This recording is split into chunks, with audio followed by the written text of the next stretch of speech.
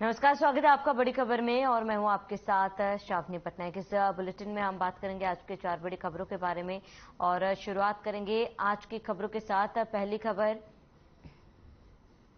चंडीगढ़ से है, जहां सीएम मनोहर लाल ने सभी रेस्ट हाउस हरियाणा भवन में ऑनलाइन बुकिंग के लिए पोर्टल लॉन्च किया। दूसरी खबर जनसंख्या से जुड़ी है, जहां भारत ने आबादी के मामले में चीन को भी पीछे छोड़ दिया है। वहीं संयुक्त राष्ट्र के आंकड़ों के अनुसार भारत अब दुनिया का सबसे अधिक आबादी वाला देश बन गया है। तीसरी खबर रेवाड़ी से है, जहां पर तहसील कार्यालय पर सीएम फ्लाइंग ने रेड से हड़कंप मच गया है। चौथी खबर भी कोरोना को लेकर है, जहां कोरोना के मामले में लगातार तेजी बढ़ने लगी है। देश भर में पिछले 24 घंटे में कोरोना के 10,542 नए मामले सामने आए हैं, जिससे चिंताएं जो है काफी ज्यादा बढ़ गई है।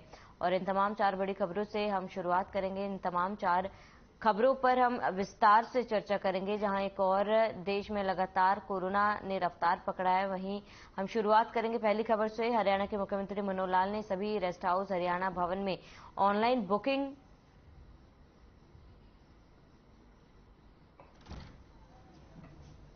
के लिए पोर्टल लॉन्च किया। सीएम ने ताऊ से पूछिए नामक चैटबॉट और दिव्यांग पेंशन के लिए पोर्टल की भी शुरुआत की है। सीएम मनोहर लाल का कहना है,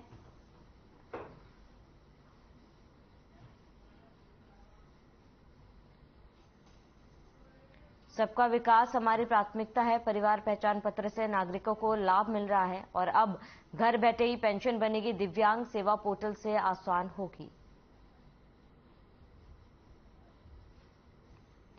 तो सबका विकास हमारी प्राथमिकता है, सबका विकास हमारी प्राथमिकता। और ऐसे को लेकर आपको बता दें, चैटबॉट का लॉन्च सीएम ने आज किया है। इससे काफी सुविधाएं होंगी। ऑनलाइन बुकिंग के लिए ये पोर्टल लॉन्च किया गया है। आपको बता दें कि इस पोर्टल का नाम सबका विकास हमारी प्राथमिकता, जहां मुख्यमंत्री ने चैटबॉट को लॉन्च किया है। इससे फायदा जो है लोगों को मिलेगा, खास करके दिव्यांगजनों को भी इसका लाभ जरूर मिलता हुआ नजर आ रहा है। तो सबका विकास हमारी प्राथमिकता है, सीएम ने ये बात कही है और मुख्यमंत्री ने चैटबॉट को लॉन्च किया है।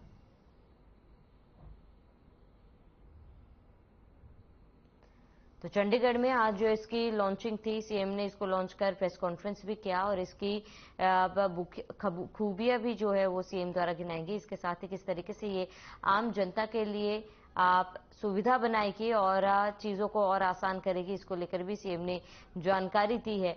सीएम ने कहा कि सबका विकास जो है वो हमारी प्राथमिकता है और विकास की ओर इसको लॉन्च किया गया, इस चैटबॉट को लॉन्च किया गया है। ऑनलाइन बुकिंग के लिए ये पोर्टल को लॉन्च किया गया है, जिसके बाद आपको बता दें कि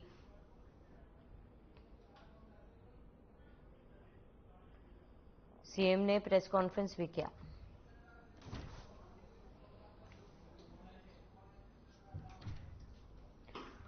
वहीं वीरेंद्र सिंह चौहान बीजेपी प्रवक्ता हमारे साथ जुड़ चुके हैं। वीरेंद्र जी, आपका बहुत बहुत स्वागत है।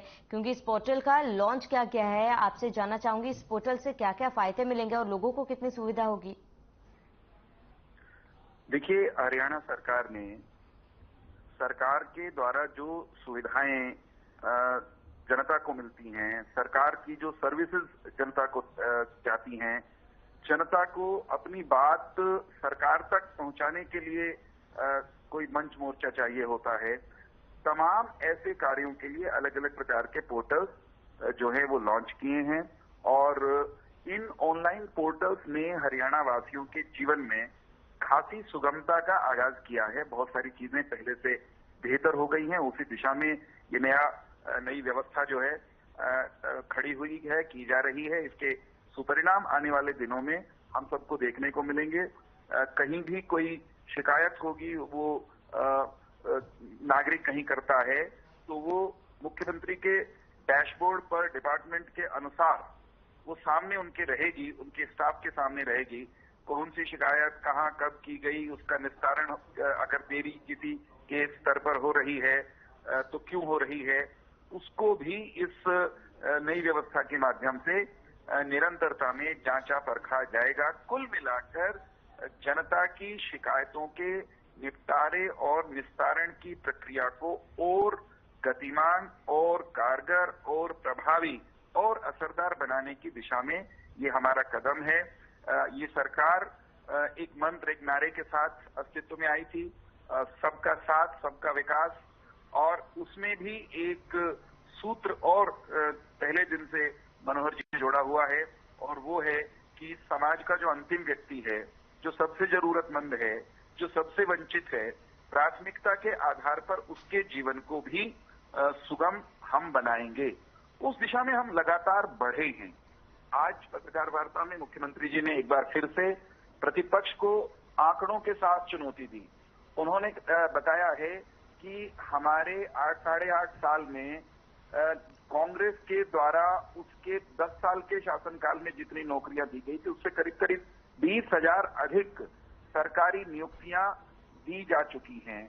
और जब तक हमारा ये कार्यकाल पूरा होगा, हम कांग्रेस से लगभग 2 गुनी नियुक्तियां दे चुके होंगे। 60,000 और सरकारी नियुक्तियां अलग अलग महकमों की वो इस साल में करने का लक्ष्य रखा गया है।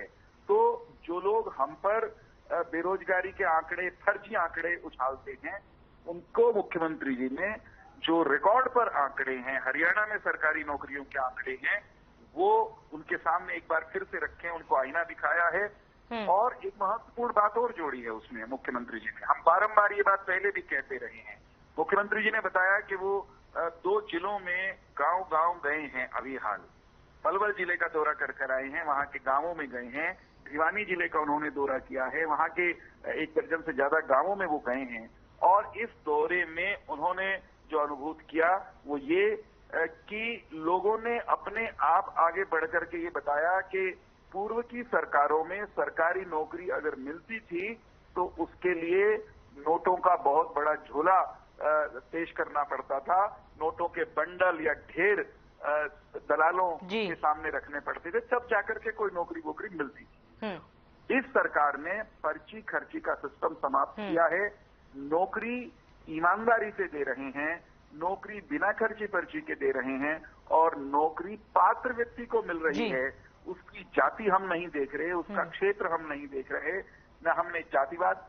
ठीक है वीरेंद्र जी, लौटूंगे आपके पास। वही कांग्रेस प्रवक्ता बजरंग दास गर्ग जी भी हमारे साथ जुड़ चुके हैं। बजरंग दास जी, आपका भी बहुत बहुत स्वागत है। बजरंग दास जी, आज एक पोर्टल का लॉन्च किया गया है जिसमें चैटबोट के जरिए आम जनता जो है अपनी समस्याएं जो है सीएम के सामने सीधा रख सकते हैं। आपका रिएक्शन जानना चाहूंगी। देखिए, अच्छी बात है, जनता अपनी समस्या रखे। सरकार जो होती है, सरकार ने समस्या का समाधान करना होता है, मुख्यमंत्री ने करना होता है। हम तो चाहते हैं कि जनता की समस्या सरकार समाधान करे, उनकी समस्या का हल करे, मगर सरकार कहती कुछ है, करती कुछ है। और जितनी समस्याएं प्रदेश में खड़ी हुई है, ये भाजपा सरकार की खड़ी हुई समस्या है। चाहे पंचायतों की है, चाहे किसानों की है, या सरकारी कर्मचारियों की है, या व्यापारियों की है, सभी समस्या। बाकी समस्या का जो देन है वो भारतीय जनता पार्टी की सरकार है। जिस प्रकार मेरे साथी कहते हैं कि हमने खर्ची पर्ची बंद कर दी। खर्ची पर्ची क्या वैल्यू, जब आप खेती के अंदर खुले पैसे ले रहे हो, पेटियां भर भर के ले रहे हो, खर्ची पर्ची कोई घर तो रह ही नहीं जाता ना। कोई हरियाणा में ऐसा कोई सरकारी महकमा एक नाम गिनाओ जिसका अंदर बिना रिश्वत ये काम होता। तो खुले चैलेंज के साथ कहता हूँ कि हर विभाग के, सरकार का हर विभाग के अंदर बिना रिश्वत ये काम नहीं होता। सरकारी अधिकारी खुलेआम रिश्वत ले रहे हैं, जनता रो रही है, जनता को अब राम भरोसे छोड़ा हुआ है। आज बरसात का मौसम आपके सामने, बेमौसमी बारिश के कारण किसान की सरसों खराब हुई, गेहूं खराब हुई। 1 अप्रैल से गेहूं की परचेज पूरे हरियाणा की मंडियों में शुरू हुई। आज 19 तारीख होने के बावजूद भी आपके सामने मैडम जी गेहूं का उत्थान मंडियों से नहीं हो रहा। तो गेहूं का उत्थान ही नहीं होगा तो मुख्यमंत्री जी का जो दावा है 72 घंटे में हम भुगतान करेंगे, सारे दावे मुख्यमंत्री जी के पहले सिद्ध हुए। ना तो परचेज, ना उत्थान, ना भुगतान। मुख्यमंत्री ने, मैंने कल बयान सुना था, हमने सभी जगह उत्थान सही कर दिया है, भुगतान समय पर हो रहा है, मगर मुख्यमंत्री जी की पोल भारतीय जनता पार्टी के विधायकों ने खोल के रख दी। जो मुख्यमंत्री जी कल चंडीगढ़ में मीटिंग बुलाई थी और वहां भाजपा विधायक ने खुलेआम कहा मंडियों में उठान नहीं हो रहा, सरसों की परचेज नहीं हो रही, किसान को फसल का भुगतान नहीं मिल रहा, बहुत दिक्कतें हैं मुख्यमंत्री जी, उनको तुरंत भुगतान करके भुगतान कराओ, नहीं तो हम गांवों में मंडियों में जान दोगे नहीं है। ये खुला विरोध भारतीय जनता पार्टी के विधायकों ने किया और मुख्यमंत्री जी के सामने बात रखी और मुख्यमंत्री इस बात को माना, हाँ ये कमी है और ये कमी मैं दूर करवाऊंगा, मैं तुरंत दूर करूंगा।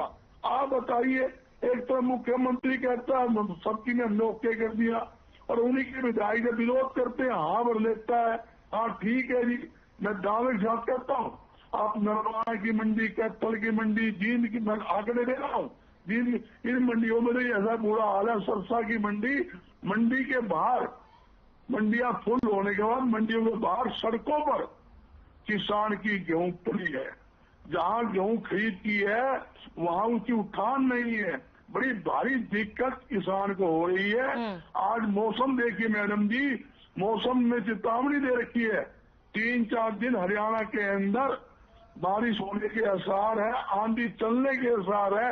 अगर कुदरत की बारिश आ गई जी तो किसान रुल जाएगा, किसान का बहुत भारी नुकसान हो जाएगा, ये सबको पता है। और सरकारी अधिकारी पैसे खाने के चक्कर में जल्दी से उठान नहीं कर रहे, जल्दी से FCI के गोदाम में गेहूं नहीं निकाल रहे। मैं कल सरसे की मंडी के दौरे पर था, मैंने वहां मौके पर ही SDM को कहा मैं बहुत गलत हो रहा है, ये खुले पैसे का खेल खेला जा रहा है। SDM ने कहा कि साहब चिंता ना करो, मैं पूरा फौरन एक्शन लेता हूँ, ये बात ठीक है, यहाँ उठान नहीं हुआ।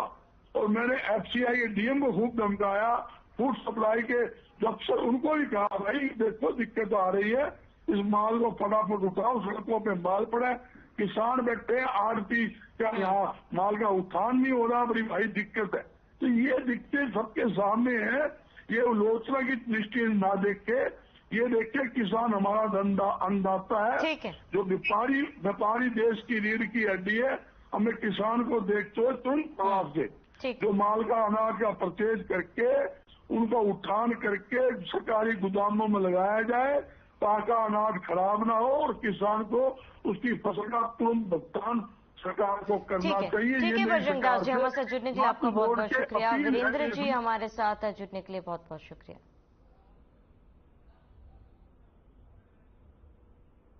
तो ऑनलाइन बुकिंग के लिए पोर्टल लॉन्च कर दिया गया है और इसका फायदा सीधे जनता को मिलेगा, क्योंकि इस पोर्टल के जरिए जनता अपनी समस्याएं जो है सीधे CM के समक्ष रख सकते हैं।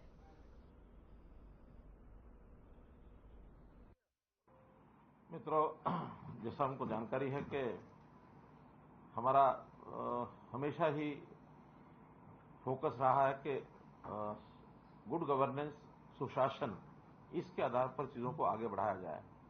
ठीक 25 दिसंबर 2014 जिसको हमने पहला सुशासन दिवस के नाते से कहा था और टेक्नोलॉजी के आधार के ऊपर चीजों को बढ़ाने का जो क्रम उस समय शुरू किया था, लगातार उसको हम आगे बढ़ा रहे हैं और आज भी इसमें 3 ऐसे जो प्रोजेक्ट हैं वो जिनको लॉन्च किया है वो आपके सामने आए हैं, जिसमें सबसे पहले तो चैटबॉट का ये जो एक सोल्यूशन ये दिया गया है। और हमको जैसे पता है कि परिवार पहचान पत्र भी अपने आप में एक यूनिक ऐसी एक चीज जो हमने तैयार की है, जिसका लाभ प्रदेश के लगभग 72 लाख परिवारों को उसका लाभ मिलेगा। अब इतना बड़ा प्रोजेक्ट स्वाभाविक है कि उसके अंदर प्रारंभिक कुछ जिसको कहना चाहिए कि एक निटी-ग्रिटीज ऐसी होती हैं, जो कुछ ऐसी समस्याएं आती हैं, उनको हमने लगातार ठीक किया है, चाहे उसमें राशन कार्ड की बात हो, चाहे पेंशन की बात हो, चाहे चराई योजना की हो, इनकम की हो, वो पर्याप्त संख्या में हमने ठीक किया है। क्योंकि अभी एक ऐसा फ्रेंडली एक पोर्टल बनना चाहिए जिससे किसी भी आदमी को कोई भी जानकारी अपनी लेनी है तो कहीं भी वो ले सकता है अपने मोबाइल से उसको खोल करके। और चैटबॉट का जैसे सिस्टम होता है, इसमें आर्टिफिशियल इंटेलिजेंस और मशीन लर्निंग, नेचुरल लैंग्वेज, ये जो सारे सिस्टम होते हैं ताकि हमारे बोलने से ही और वो उसकी आवाज को पहचान ले और पहचानने के बाद उसका उत्तर वहां से मिले। भारत ने आबादी के मामले में चीन को भी पीछे छोड़ दिया है। बता दें कि संयुक्त राष्ट्रों के आंकड़ों के मुताबिक भारत अब दुनिया का सबसे अधिक आबादी वाला देश बन गया है। भारत की आबादी 142.86 करोड़ पहुंच गई है, जबकि चीन की जनसंख्या 142.57 करोड़ है।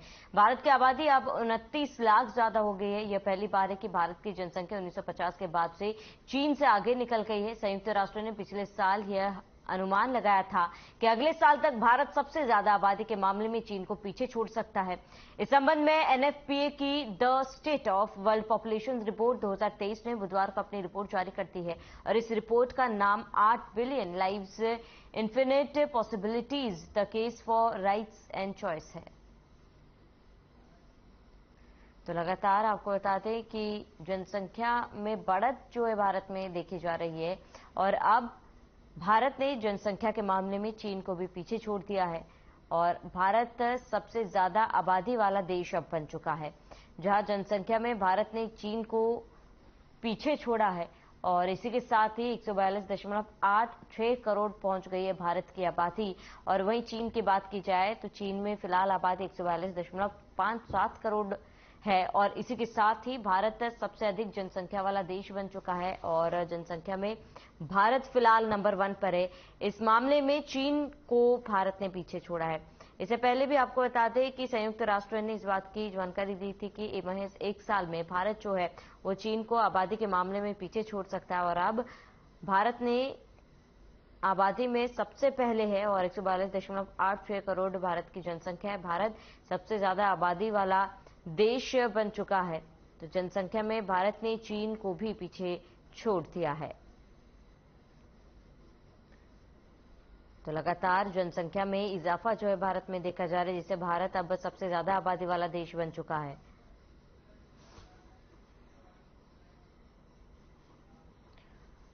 खबर रेवाड़ी से है, जहां पर तहसील कार्यालय पर सीएम फ्लाइंग ने रेड से हड़कंप मचा है। वहीं ये तस्वीरें रेवाड़ी तहसील कार्यालय की और इस कार्यालय में कार्यरत अधिकारियों व कर्मचारियों की लेट लतीफी को शिकायतें लगाते भी एम फ्लाइंग को मिल रही है। और आपको बता दें कि जिस पर कार्यवाही करते हुए आज सीएम फ्लाइंग रेवाड़ी की टीम ने यहां औचक निरीक्षण किया तो 26 में से 13 अधिकारी व कर्मचारी गैरहाजिर मिले, जिसकी लिखित रिपोर्ट संबंधित विभाग को भेजकर नियमानुसार कार्रवाई की जाएगी।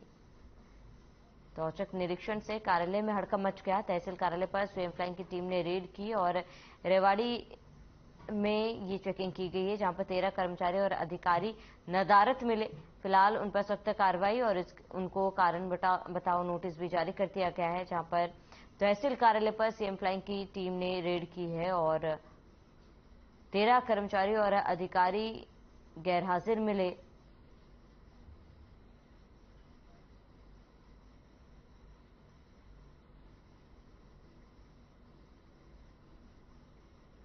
आज तहसील कार्यालय रेवाड़ी का औचक निरीक्षण एक ड्यूटी मजिस्ट्रेट के साथ किया गया और वहां 26 जो टोटल कर्मचारी थे उनमें से 13 अनुपस्थित मिले, जिनमें से 4 जो स्थायी थे और बाकी के 9 जो हैं वो डीसी रेट वाले थे।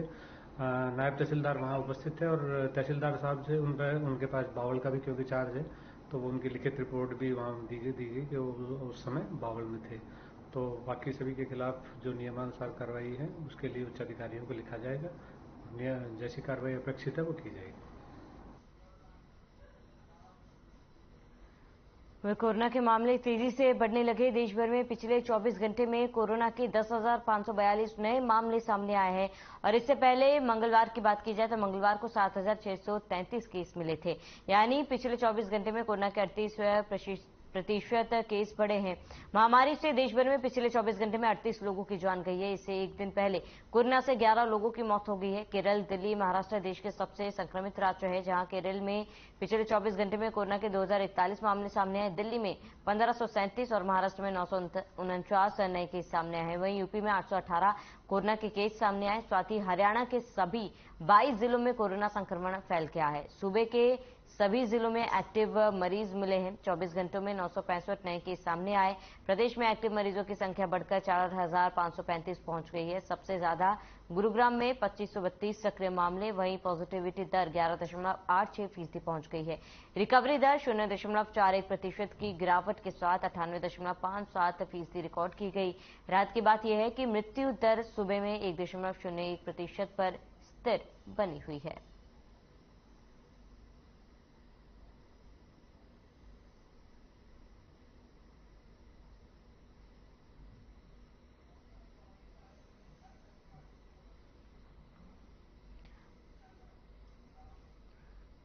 वही ज्यादा जानकारी के लिए doctor Swati Maheshwari, health expert, हमारे साथ जुड़ चुके हैं। स्वाति जी, आपका बहुत बहुत स्वागत है। डॉक्टर स्वाति, जिस तरीके से कोरोना के केसेस बढ़ रहे हैं, कहीं ना कहीं ये चिंता का विषय है। क्या लगता है आपको, क्या लोगों में फिलहाल अभी भी जागरूकता की कमी है, क्योंकि लापरवाही अभी भी लोग बरत रहे हैं? देखिए, एक बार जब संक्रमण शुरू हो जाता है बढ़ना, तो उसके बाद ज्यादातर हमने ये देखा है कि खास तौर से क्योंकि वेरिएंट्स की ट्रांसमिसिबिलिटी भी बहुत हाई होती है, तो फिर वो बहुत तेजी से आसपास के लोगों में फैलता है। और ये बात सही है कि जब तक हम सचेत होते हैं, जब तक हम ये एहसास कर पाते हैं कि हाँ संक्रमण बढ़ रहा है और हमें सारे एहतियात बरतने की जरूरत है, तब तक काफी हद तक देर हो चुकी होती है और संक्रमण काफी फैलना शुरू हो चुका होता है। लेकिन अभी भी कई बार जब केसेस बहुत माइल्ड आते हैं या हम देखते हैं कि मृत्यु दर नहीं बढ़ रहा है, तो लोगों के मन में एक ये फीलिंग रहती है कि शायद ये ज्यादा बड़ा खतरा नहीं है, या अब कोरोना से हमें क्या डरने की जरूरत है, और अगर केसेस कहीं बढ़ रहे हैं तो उसके लिए हमें यहाँ फिक्र करने की क्या जरूरत है। तो इस तरह की जो थोड़ी बहुत धारणा हमारे मन में धीरे धीरे अब आने लगी है, ये खतरनाक है। और इसी की वजह से हम देखते भी हैं कि संक्रमण तेजी से बढ़ने लगता है। तो ये बिल्कुल नहीं सोचना चाहिए हमें कि कोविड एक कोई छोटी बीमारी है, या अगर साधारण फ्लू की तरह से लोगों में हो रही है तो भी उसके साइड इफेक्ट हैं, क्योंकि ये लॉन्ग कोविड की तरह से फिर भी बाद में लोगों को तंग करती है। इसलिए बहुत ज्यादा एहतियात की जरूरत होगी, टेस्टिंग कराने की जरूरत होगी, मास्क लगाने की जरूरत होगी, और जिन्होंने टीकाकरण नहीं करवाया है उन्हें जरूर टीकाकरण कराना चाहिए। बिल्कुल डॉक्टर स्वाति, क्योंकि अभी भी लोग जो है बूस्टर डोज जो है नहीं लगा रहे हैं, और ऐसे में उन लोगों को आप क्या हिदायत देना चाहेंगी? देखिए, बूस्टर डोज जरूर लगवानी चाहिए, क्योंकि एक पहली बात यह है कि वो आपको तीव्र बीमारी से बचाता है। तो अगर संक्रमित होते भी हैं तो ज्यादातर जो लोग टीकाकरण करवा चुके हैं उन लोगों में हमने यही देखा है कि माइल्ड इन्फेक्शन होता है, यानी कि ज्यादा तीव्र नहीं होता, अस्पताल की जरूरत नहीं पड़ती या आईसीयू की जरूरत नहीं पड़ती। तो पहली बात तो ये है कि बूस्टर डोज लगवाने का ये एक बहुत बड़ा लाभ है। और खास तौर से ऐसे लोग जो कि बड़े बुजुर्ग हैं, गर्भवती महिलाएं हैं, या जिनको पहले से बीमारियां हैं, diabetes, blood pressure, kidney, heart, तरह तरह की बीमारियों से जो लोग जूझ रहे हैं, या बहुत मोटापा है, तो ये सब खास तौर से ऐसा वर्ग है जिनको खुद को सुरक्षित करना चाहिए, वैक्सीन लगवानी चाहिए। और देखिए, भारत में भी हम जो देख रहे हैं कि और देशों के मुकाबले स्थिति बेहतर रहती है, वो टीकाकरण की वजह से ही है। अगर इतने करोड़ लोगों ने टीकाकरण नहीं करवाया होता तो चीन जैसी हमारी हालत होती, जैसे हमने चीन का मंजर देखा था। इसलिए टीकाकरण पे हमें विश्वास करना बहुत जरूरी है, और आगे भी चलकर ये कोविड अब हमारे लिए हमेशा के लिए एक मुसीबत ना बनी रहे और हम इसके चक्रव्यूह से बाहर आ पाए, उसके लिए टीकाकरण बहुत जरूरी है। ठीक है डॉक्टर स्वाति, हमारे साथ जुड़ने के लिए आपका बहुत बहुत शुक्रिया। शुक्रिया।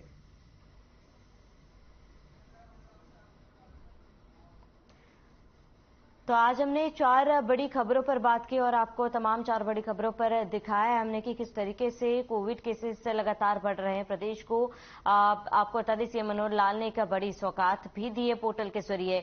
वहीं दूसरी खबर हमने आपको दिखाई थी, भारत में चीन को किस तरीके से जनसंख्या के मामले में पीछे छोड़ा है। और चौथी खबर भी हमने दिखाई थी, जहां पर सीएम फ्लाइंग की टीम लगातार रेड कर रही है और लगातार सीएम फ्लाइंग की टीम की कार्रवाई जारी है। कुछ तस्वीरें इन खबरों से जुड़ी हम आपके टीवी स्क्रीन पर दिखा रहे हैं।